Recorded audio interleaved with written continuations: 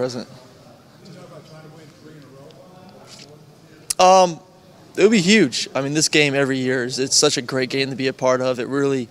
So I try to tell the young guys, just enjoy it. When you get in that stadium and it starts to get filled up with fans, and half filled with Florida, half is filled with Georgia. It is a great sight to see. It's one of the best venues in college football.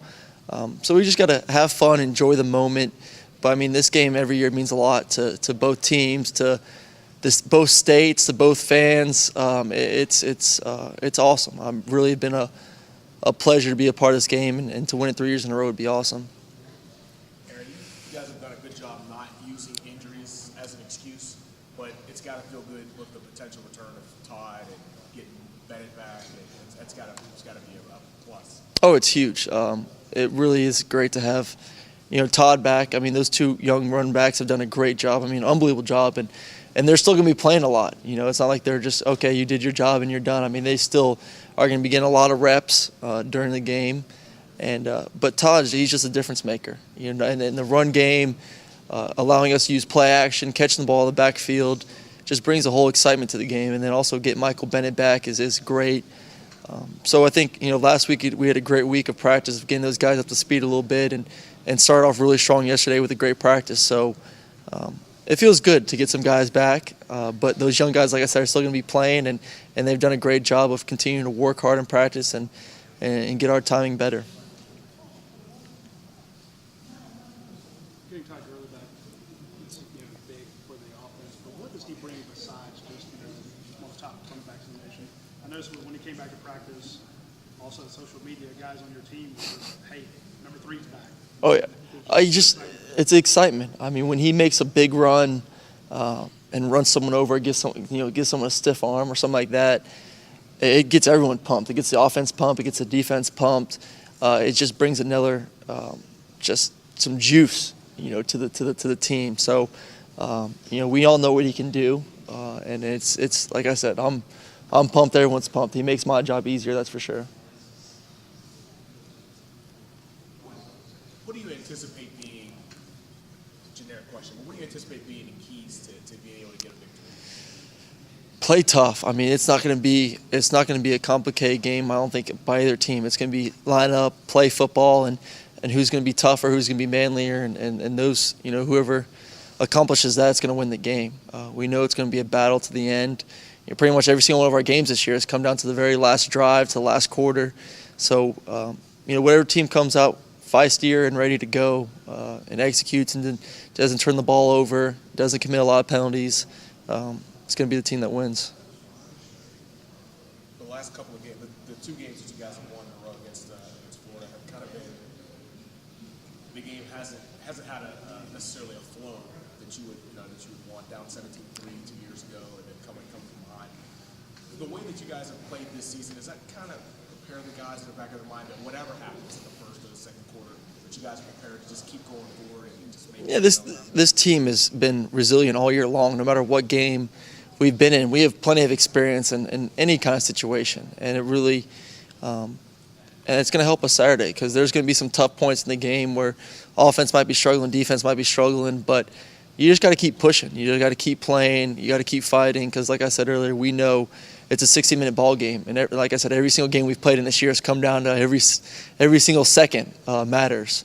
So we just gotta, like I said, just keep working, keep grinding, and keep having fun.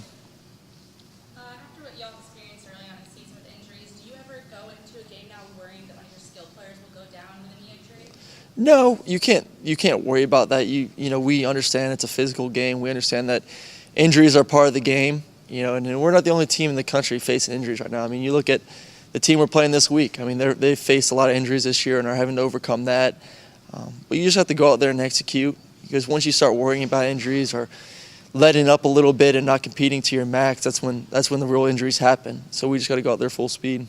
Do you anticipate that those injuries are just a result of intense play the last couple of games, or do you think that it is a result of something like the targeting rule that I know has been thrown around? That definitely has been thrown around a little bit. I know, I think the safety for Washington came out the other day and was upset about his suspension and talked about, if I can't hit people high, then I'm just going to have to take people's knees out. And And I think it definitely has caused some trouble, but it's the first year for the rule.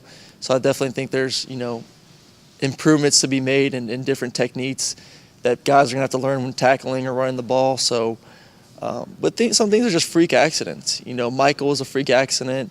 Justin Scott Wesley was a freak accident. Those guys weren't getting hit. They just, something happened. And like I said, it's football. Things are going to happen. Bodies are moving pretty fast. Things are going crazy. You're making cuts left and right, and injuries occur. This is your last year in the season so far. What do you think is one of the biggest things as a leader going through these past couple of years this season alone? What's probably one of the biggest things you learned as a quarterback?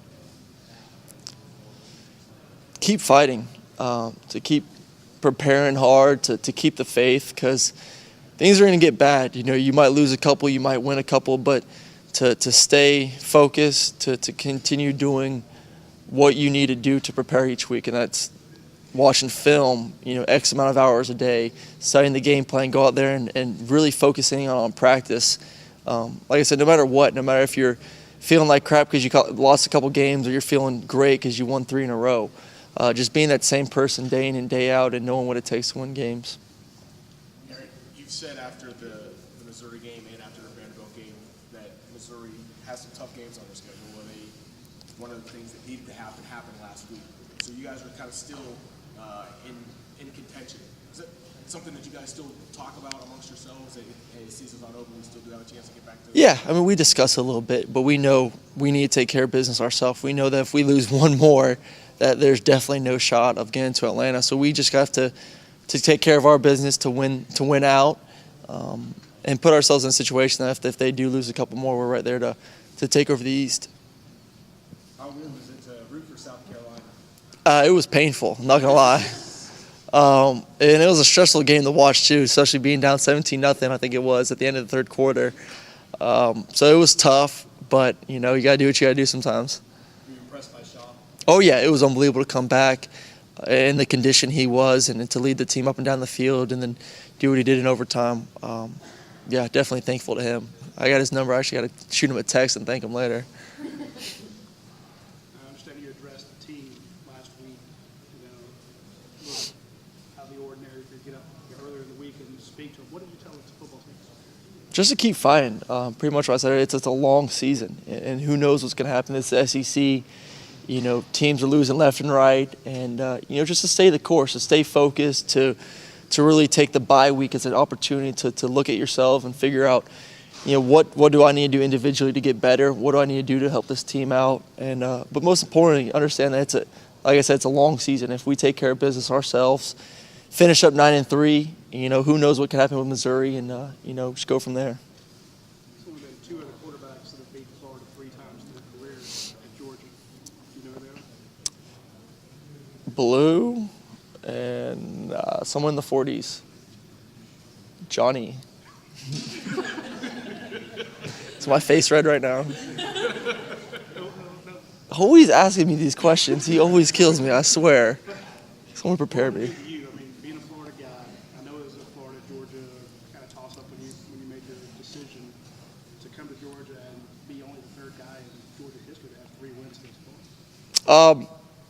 It's a team game. It'd be, this team, winning 3 in a row. That's all important. As everyone keep wanting to ask about, the stats or, you're going to win 3 games versus Florida in a row or could. It's not about me. It's about this team. And this is another chance for us to beat this team. It's another chance for us to win a big rivalry game, to win a conference game. And like I said, most importantly, to keep our season alive and our hopes alive of getting back to Atlanta. Any more questions? Okay. Thanks, Aaron.